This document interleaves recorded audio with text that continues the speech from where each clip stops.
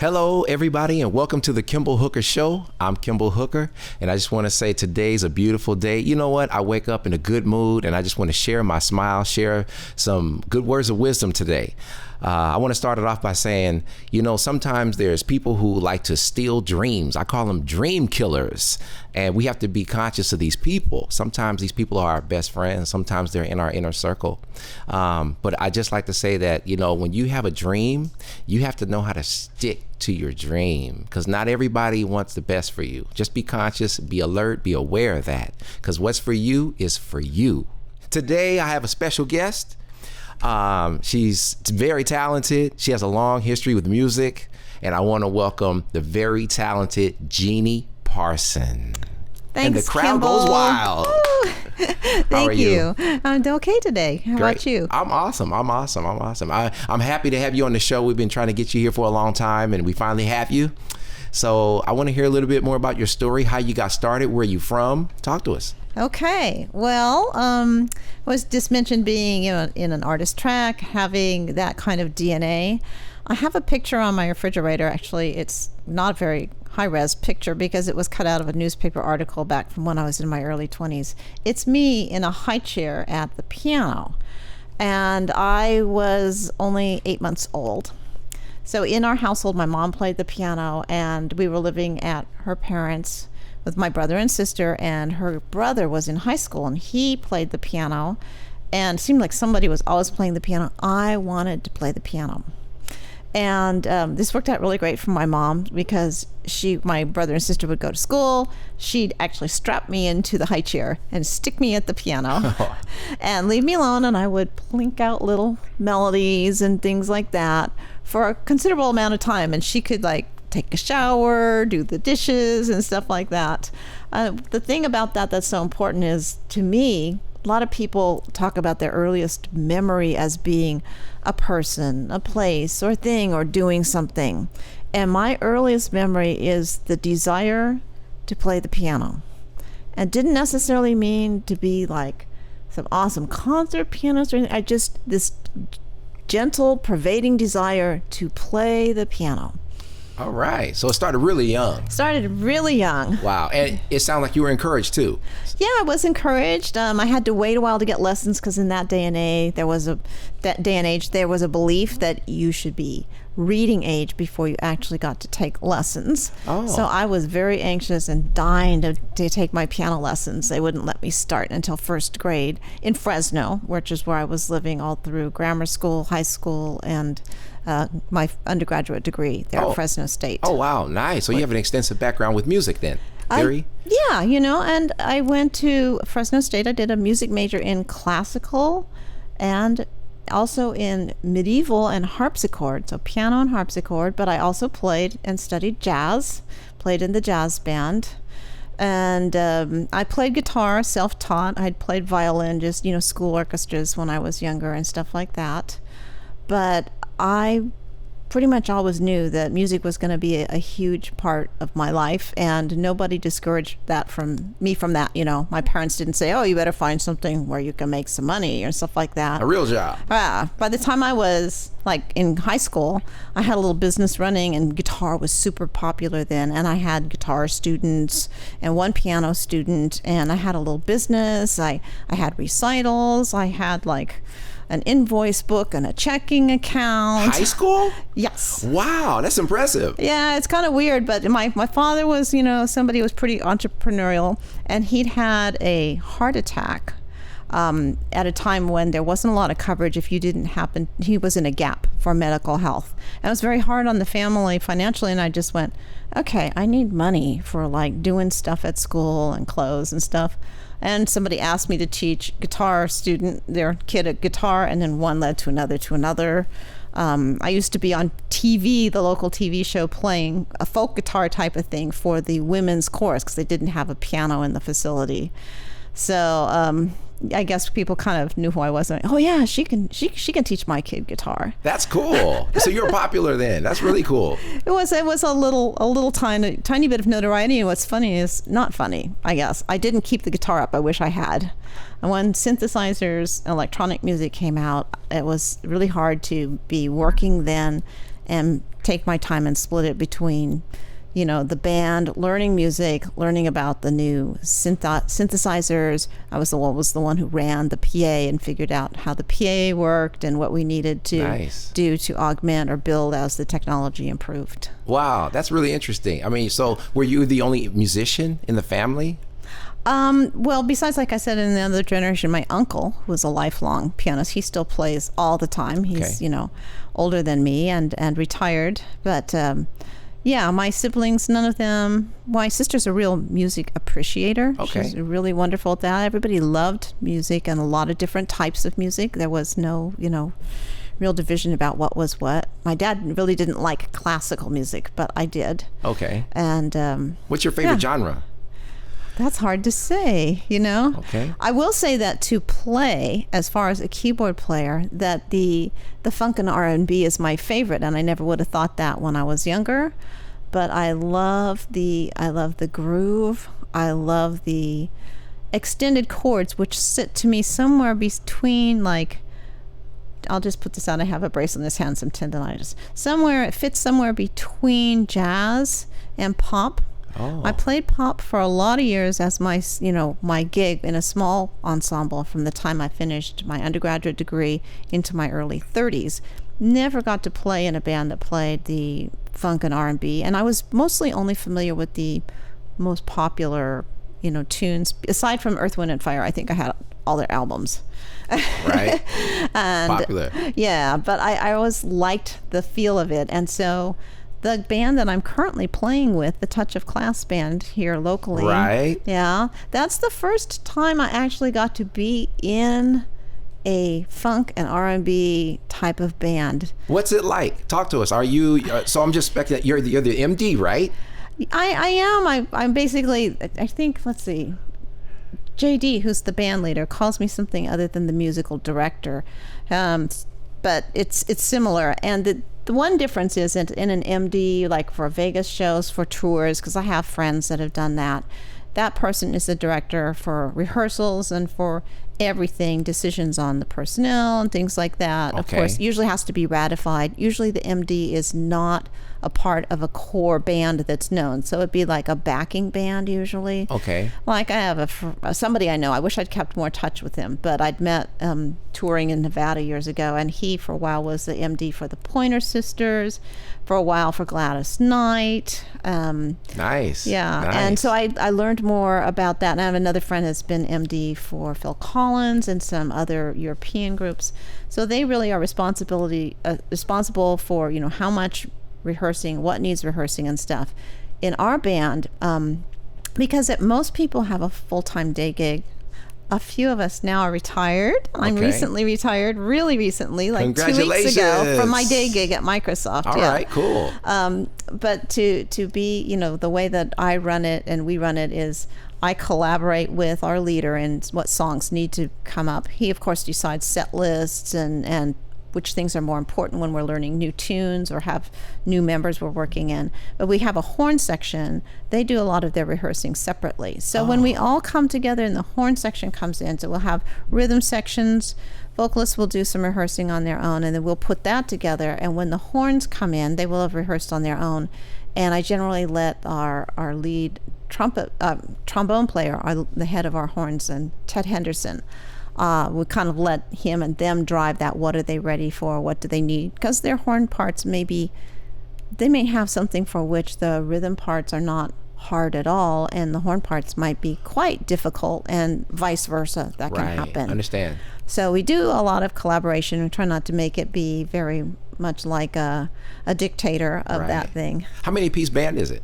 It is now 11 pieces. We've graduated from 10 to 11 pieces in the last couple of years when we added a baritone sax player. That's huge. That's a lot of people. For everybody that's listening, that's a lot of instrumentation for one band. It is. How do you keep hold of that? Like, so you have different rehearsals, I guess, like the horn section, you have a rhythm section, right? Okay. And then how does it all come together at one rehearsal so that everybody's on the same page? Yeah, well, we've just been having a month where we were doing that because the horns had been practicing separately, and we all came together for this past month working out, a lot of some new tunes and working in some new players. We rent a rehearsal space. It's in South Fremont right now, and it's actually a great deal good space, you know.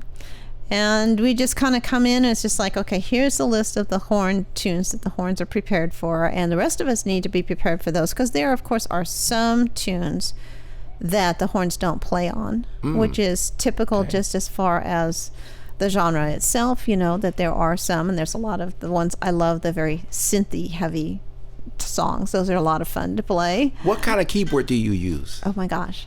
I have an odd set of keyboards, and I always play a small, what I call a small stack. It's 2 shorter 61 note keyboards. The top one, and I have to tell you honestly that I have had some hand injuries and tendonitis in the past, probably from moving so much gear around. And so I go in part by weight and by feel and some of the functionality. My top keyboard was from a 2004 design by Korg called the X50. Okay. It's still quite popular in Japan. It's very hard to find here. It had a Korg Triton engine in it, but it's not fully programmable, which back in the day I always liked fully programmable. And then when I started working, you know, a corporate gig too, balancing that and playing with making all your own sounds, it takes a lot of time. So I use a lot more off-the-shelf sounds that are in there, or combinatorics of them, and tweaking them a little. So that's my top one. Okay. The bottom one is a Roland, and it's a Roland Fa06 that I got, I think, around 2015. It's not any super top of the line either, but it's much more programmable. They have some different features and different feels to the keyboard. It's especially important to me that lower one, that's the Roland, that's where I'll play a lot of the Rhodes and other piano things on. It has a pretty good feel for me.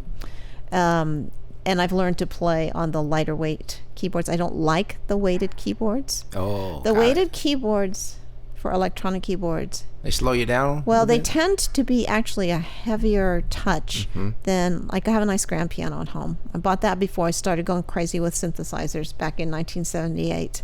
And its action is actually lighter than a lot of the weighted, simulated real keyboards, which have wood keys and some of the same action. But I've had one before, and it was just like, it's heavier, and it's kind of faking you out, like it's supposed to do some of these things, but there's stuff that a piano does that those still don't do. You know, there's things like how fast the keys return when you play multiple notes quickly and things like that. And can you... So the action on it is a little different. It's different. It's different, even if it feels heavier and more like a real piano. Right. Yeah, so I prefer the light ones. Oh, I can imagine. Yeah. So, okay, so let me ask you this.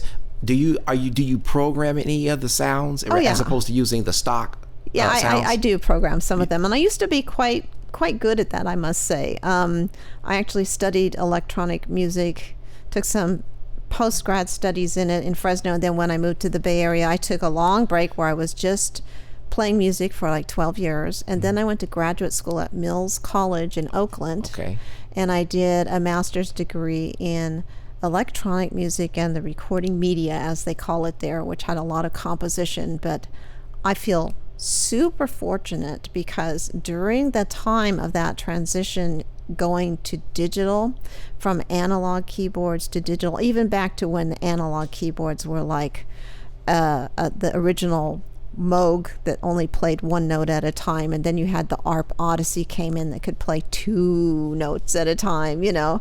Everyone's listening is like, what is she talking about? Well, you had a whole keyboard and you could only play 1 note at a time. If you tried to play multiple notes, it wouldn't play them. Wow, interesting. Okay. It was all analog technology. So I had actually gotten to experience going through the analog, and then when they put like knobs and kind of memory into analog, but with a front end digital, like my Prophet 5, which was built here in San Jose, which was a big keyboard there in the very late 70s and 80s.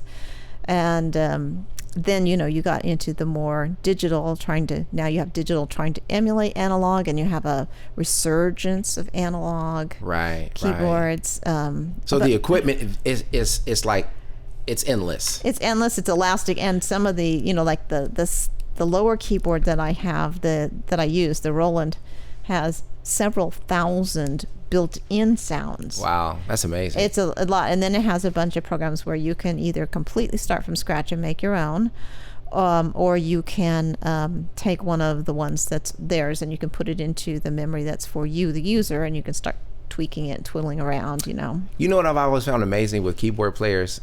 Just the fact that, you have, like you said, thousands of sounds, right, in just one keyboard. And then you have a stack of keyboard. What I found the most amazing about keyboard players is they know where all that stuff is.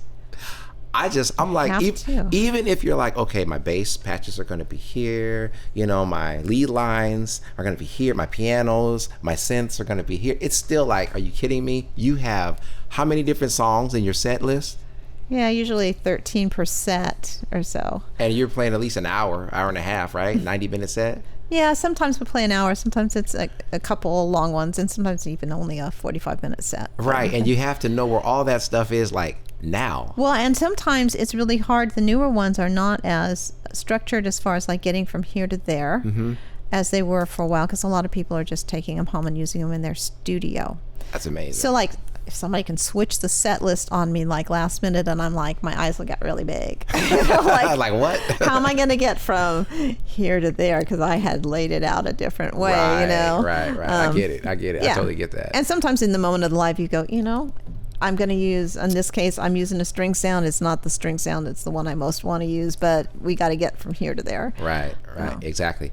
Okay, so I'm Kimball Hooker. We're going to take a short break. Okay. And I'm so excited to have our special guest here today. She's full of life, full of energy. She has a lot to tell us about her past, her story, and she's going to take us through it in the next little bit to come. I'm Kimball Hooker, and we'll be right back.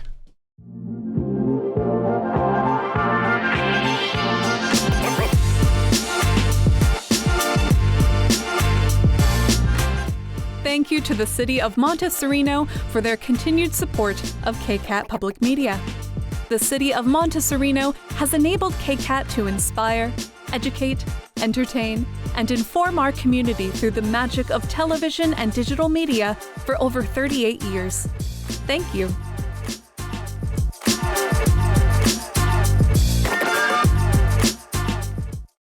Everybody, welcome back to the Kimball Hooker Show. I'm so happy to have our special guest here, Jeanne Parson. We're going to get a little bit more in depth because she has a lot more to share with her musical past. And I just want to say, everybody listening, please log on to kimball.show. It's where you can catch all of our interviews. You can catch Jeanne's interview here. It'll be posted at a later date.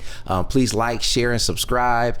Tell a friend. Let us know what you think. And for right now, please tell us a little bit more about what is it like to be a keyboard player and some of the technical things that go along with it. You were just sharing with us. Yeah, well, I think that as far as just going through that evolution, we don't have time to take through every little thing of that evolution, has been interesting. And I did, after graduate school, I taught college. I taught music technology as an adjunct teacher in college for a while, but then I got caught up in an offer to be a composer for a video game company called Atari Games. Talk to us about that. I like that. Yeah, it was really a cool opportunity. I'd been doing a lot of pretty technical things in music when I was in grad school, and a headhunter contacted me, and I was like, gee, this sounds pretty darn interesting.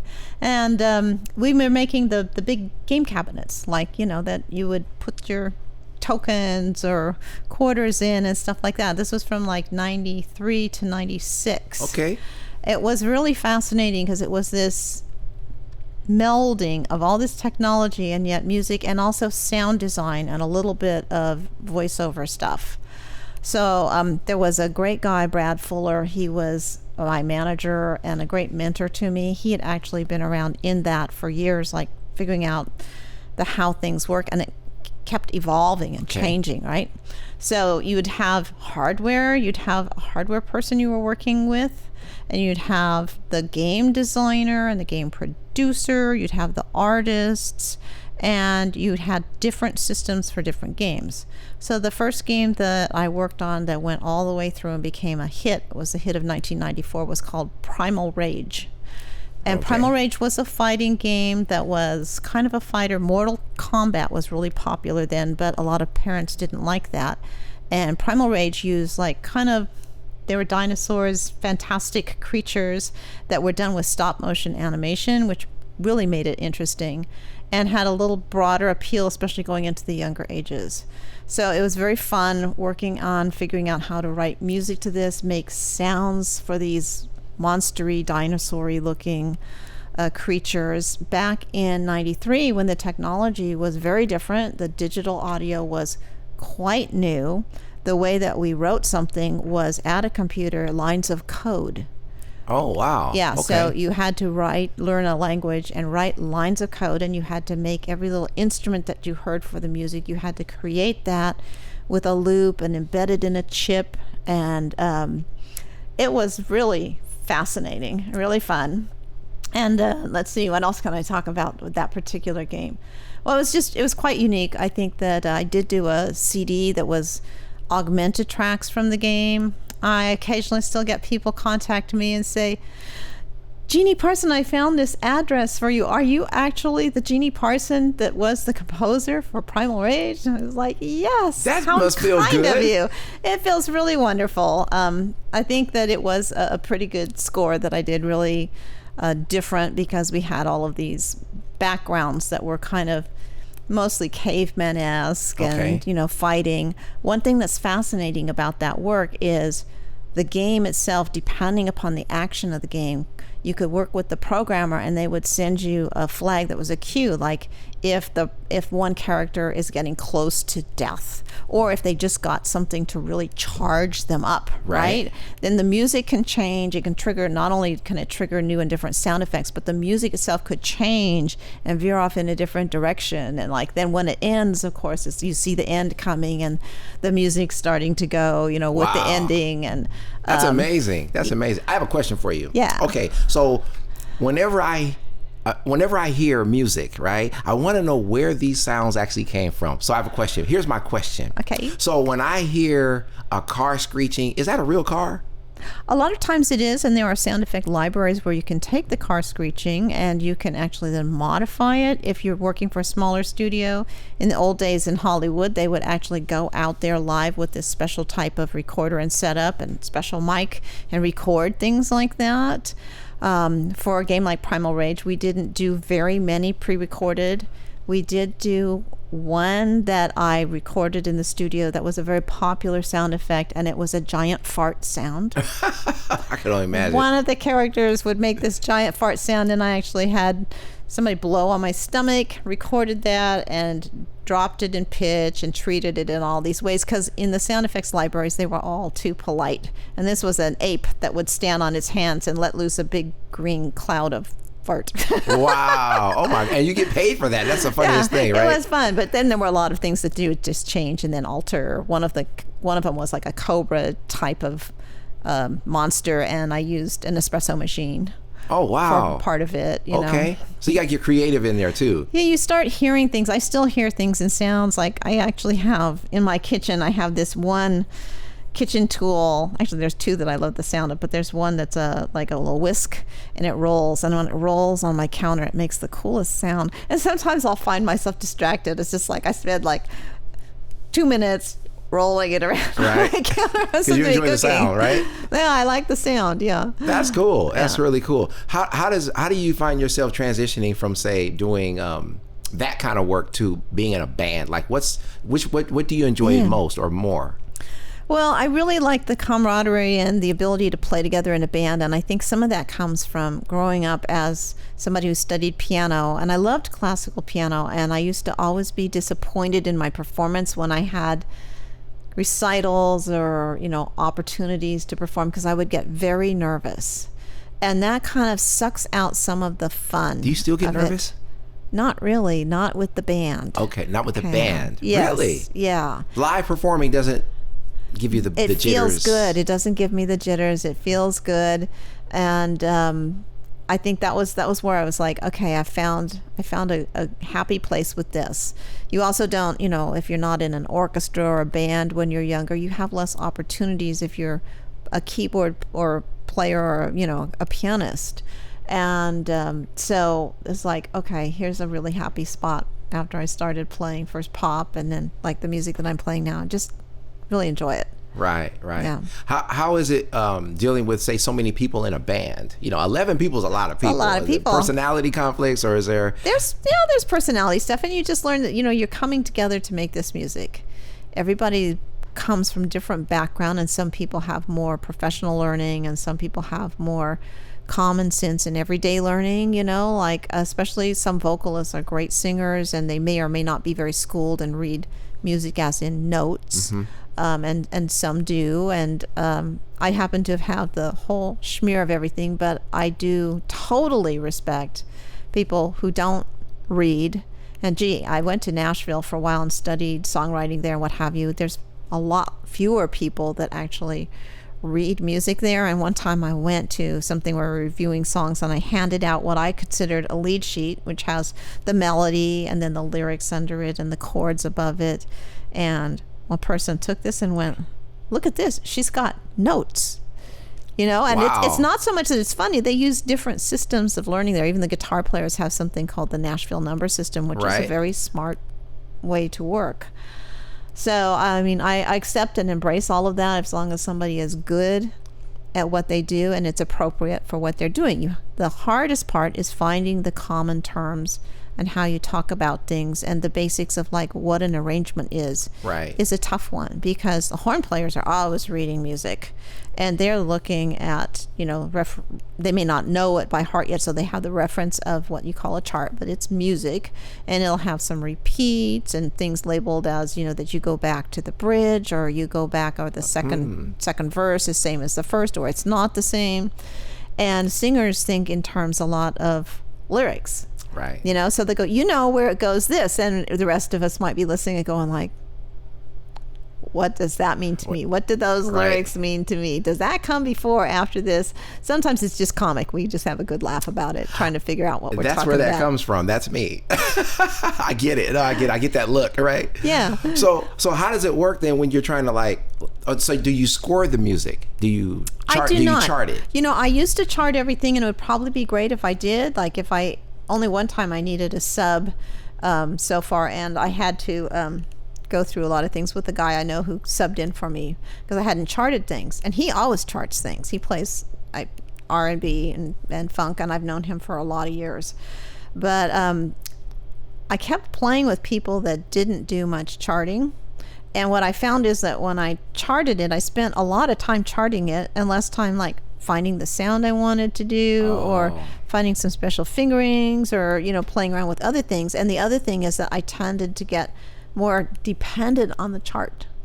I really don't want to be reading music during the performance in this kind of band. I might have something up there that gives me some reminders or basics, especially if it's new, but I really want to learn it and know it, and just be eye contact with my bandmates and reading, the crowd and participating in the feel of the experience of performing together. You know what? It's funny that you say that. That was actually my next question. It's like, okay, so some people are chart readers, some people are not. Mm-hmm. How do you feel about a chart reader versus, and we're talking a live showcase, right?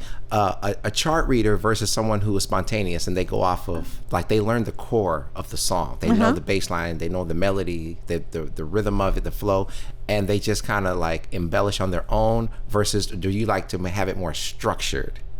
Well, I think with a band of 11 people where you have a horn section, the structure has to be pretty much set with places that you were going to let be elastic known. Like this part might loop until a cue, and that actually comes from jazz charts were that way too, where it'll say things like vamp till cue, or loop till cue, or in Latin American music it might be like a montuna, which is kind of going on, and you can even hear some groups that do things especially people like James Brown. He always used to cue things. Some things would go an odd number of bars, but for him it all had to do with the dance moves he was doing too, and what was going on with the audience and what have you, and he'd have some little cue in there, and when he gave that cue, everybody went. And so listening back as somebody who would chart things, you go usually things are in groups of 4 measures, 8, 16 a lot, and you go, why is this 11 measures? This is unusual. It's off, yes. Yeah.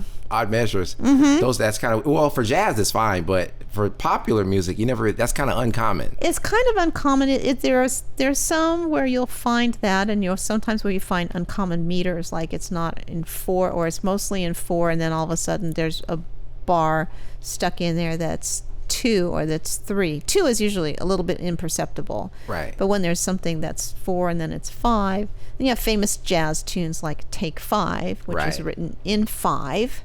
But the way that the melody goes, you just don't. It doesn't feel awkward. Dun dun dun dun dun dun dun dun bum bum dun dun dun. It's in 5, but it feels right because Dave Brubeck wrote it in a way that it just fits. Right. Right. Legendary. Yeah. Everybody look that name up. Yeah. Right. Oh Yeah. my God. So who are some of your influences? Speaking of him, who are some of your influences? For keyboards, I don't know. I have this big amalgam of people, and I'm really not very good at knowing everybody's name. I will say that as far as the touch of the piano, if we go back into some jazz and that kind of thing, George Shearing to me has one of the most amazing touches in jazz when it comes to piano. And him, and then Bob James, who did kind of something that's a little bit more, has some blend of pop type of stuff, a lot of jazz type stuff too. He wrote the theme for Taxi, I believe. Oh, wow. The show Taxi. Okay. Anyway, I really like his playing and his stuff a lot. As we get into pop, I don't know that I'd say I have a favorite. I know that when Larry Dunn was the keyboard player in Earth, Wind and Fire, I loved the stuff that he did. He's amazing. It was just amazing. And we used to try, and those were in days before you could easily slow things down, and I would listen to some solos that he'd taken, and I'd try and get those down note by note, because you learn a lot of good things that way. It's like, he did what? Yeah. He did what? Over the chord was this, and he took this run, and he went where? And you just kind of pull it apart. Right. As a learning You get thing. consumed into it, right? It's Yeah. interesting. Exactly. Like, yeah. I actually met him at Larry Dunn at the NAMM show. Did you really? I sure did. I'm jealous. Oh, he's amazing. He's even just to hear him talk is you find it very informative and fun. That's cool. Because he talks to you and he plays at the same time, and he's telling you how to transpose and how you can invert. Is it invert? Invert your chords. Yes, and he's talking, Yeah. and it was just so. I loved it. Oh, I neat. loved it, and he's he was so fun, and he was so entertaining and energetic with his playing, and I picked up a lot of information, very valuable information from him. Oh, that's cool. You would have loved it. Yeah, I would have loved it, I'm sure. Absolutely. Jeannie, I want to talk about where can you be found, or are you not for hire? Well, I'll tell you that right now I'm kind of limiting my keyboard playing to the Touch of Class band, which I'm in for a while. I actually had a hand injury in 2020, my right hand. Okay. And I've had to scale back my playing. The recovery rate is really very, very slow. And I might have a little bit of permanent loss. And like I said, I always wanted to play the piano. Took me a while to get over that, Right. but it's like I still just want to play. Right. I want to play, and I want to play, what I'm able to play. Right. So right now I actually have some friends in a band that I used to play with before Touch of Class.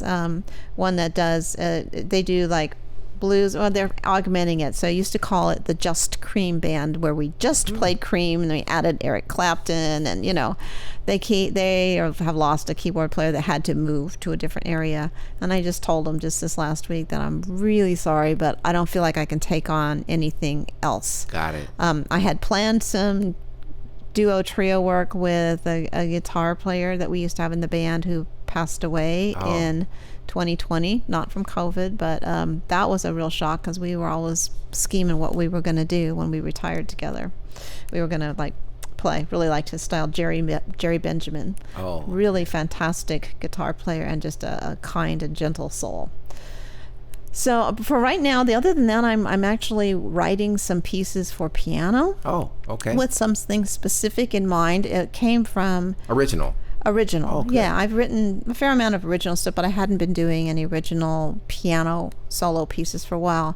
And I think there's a gap for people who want to learn piano, especially as adults, or maybe older students that get into their teens and stuff, and maybe they're not so hot on classical. There's tons of classical music, but maybe they want to play something else, but maybe they're not maybe they want it written, they want to read it. Right. So this is kind of a hybrid of some jazz influence, some other things, and it's at a level that I can play with my hand injury, and it's kind of started around me writing some little etudes for myself.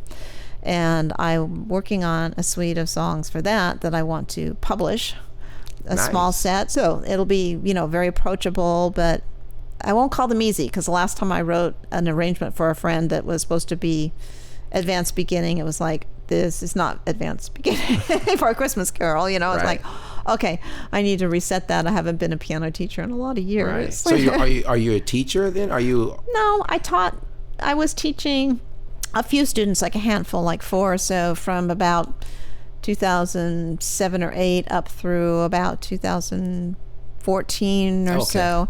And then I had this gig at Microsoft that I started in 2010. And I just couldn't keep up the teaching, the full-time gig, and then being able to play in bands. I actually was in touch of class for a while and left for a year when I got, 2 years, when I started at Microsoft, because I had a big commute, and it was a ginormous company. I'd never worked for such a large, megalo whatever company Right. Huge, before. right. Huge. So there were a lot of things that worked differently than working for like the toy company I worked for, or the video game company, which were smaller. But it still ended up being fascinating work. And I had to let go of a few things, because sometimes you gotta. But then I missed touch of class so much. Right. The fun of it, huh? Yeah, I really liked the playing with that band. And in 2000, I guess it was 12 at the end, we started talking about it in 2013, beginning of the year, I was back, Right. I kind of wangled my way back in. Nothing touches the touch of class, right? How would you, just for the people that do not perform and they do not have a musical bone in their body to play, briefly tell us how it feels to play before a live audience with a band. Well, I will say that as I get older, it feels better and better, but one of the things that's special about the Touch of Class band is the band together takes an attitude that even if the audience is small or it's hard to get them interested, that if we stay interested and into the music and having fun, we get a good result. And I know, Kimball, I've seen you perform, and I know you do that too. You have a great vibe. You create a great vibe. Everybody there is having a good time. The people playing with you, the people in the audience, and that's one of the things. It is the best. Yeah. That feels really good. Right. And yeah, so that's it. And then sometimes amazing musical things happen, and afterwards they're all giving each other the bump and going, awesome solo, or wow, what did you change there on the comp? That's the accompaniment, for the rhythm players, or one of the vocalists just sang the heck out of something. Right. I will say that our leader, JD, is exceptional at that. He could turn any room. He could turn any room into just like fun times, even when you think that they just don't want to hear you. That guy, I love that guy. He's the best. He's a great guy. Absolutely. Yeah. Thank you so much. Jeannie, I want to say thank you for coming on the Kimball Hooker Show. Thank you. You've been amazing, and just a wealth of information for people that are listening and go, what is that? Because there's so many people that you have fans. I know you don't know this. Jeannie, you have fans. Well, thank you, Kimball. And we're going to have them to like and share this. And I want you to like and share this. People log on to kimball.show. You can check everything out here, all of our interviews from all of our other artists and musicians. That's what we do here. We get the backstory and the current information. Go to KCAT Radio, kimball.show, like and share and comment. Jeanne Parson, thank you so much for being on the Kimball Hooker Show. Thank you, Kimball. Thanks for inviting me. It's been really fun talking with you.